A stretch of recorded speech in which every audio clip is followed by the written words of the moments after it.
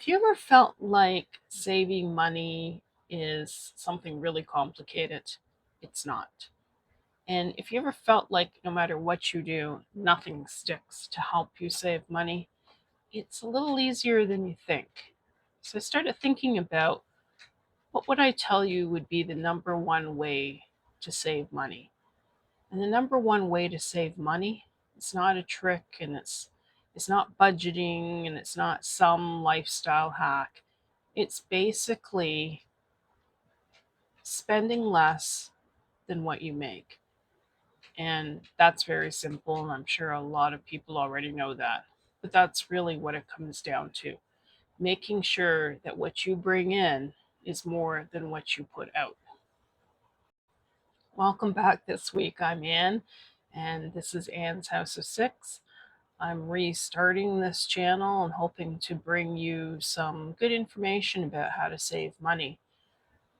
I'm not a financial advisor and I don't have education in finance. I'm just a mom who has four kids, raised four kids on mainly one income, and have been doing it for a long time. So I hope you'll join me this week. So, the number one way to save money, spend less than what you make.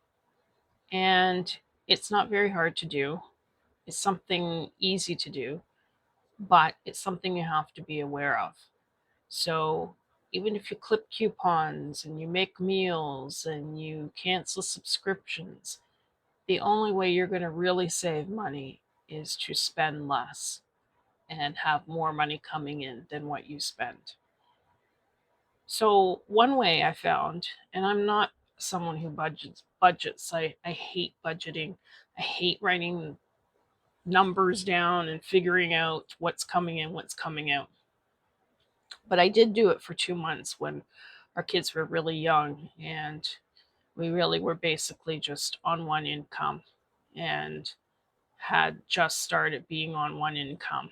I took 2 months and I wrote down all of our expenses, everything, utility bills, groceries, gas for the car for my husband to get to work, um, anything that we had to spend in a month, I wrote down.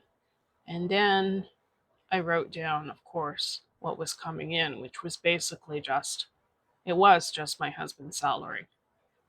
So after doing it for only 2 months, I started to be able to see exactly where things were going, what we needed to do to curb our expenses, what we could cut down on. And from there, I found that I really never needed to do it again. I just became more aware. Sorry, my dog's going crazy at the mailman. I became more aware of what was going out. Hang on. Sorry about that. Someone at the door. My dog just goes crazy when someone's at the door, which I guess is a good thing in a way. Um, anyway, after I did it for 2 months, that was basically all I needed to do. And then we started to realize where everything was going, and what we could save money on. And I know it sounds very simplistic, and things are a lot different today than back in the early 90s when I was raising my kids. But the basic premise is there.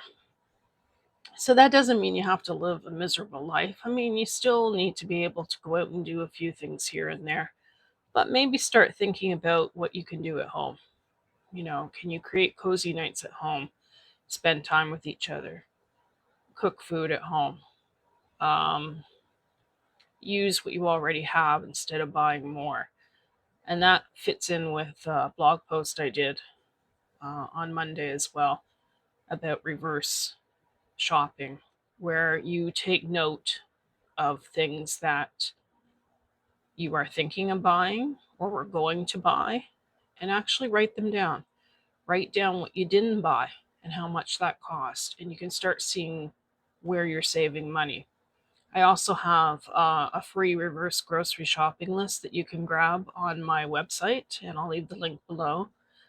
And that kind of, you can go through your fridge, your pantry, and start noticing what you already have. What can you already use and not go and buy more of that when you've already got it sitting in your pantry or your cupboards. So that to me is the number one thing to save money. Spend less than what you bring in, and you'll start seeing some of your savings growing. I think I've got a few more that I felt were pretty important too, but I'm going to spread them over a few videos. But I think that probably is really just the basics of saving money, which, everyone knows. And as I said, it's hard to do in this economy when rents are so high. But if you can, please try to do it, and you'll start finding your bank account will start growing little by little. I hope that helps. As I said, head over to my website and you can grab that reverse grocery shopping list.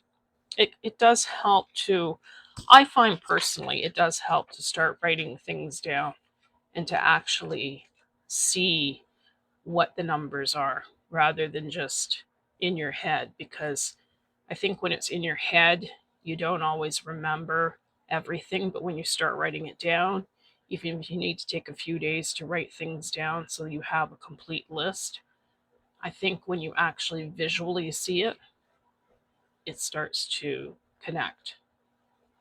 So I hope that helps, and we'll see you next week. And don't forget to comment, subscribe. I'd love to hear your comments, and let me know if you've done this, or if you have a different way of making yourself aware of what you're spending and what you're bringing into your household. Okay, talk to you later. Bye.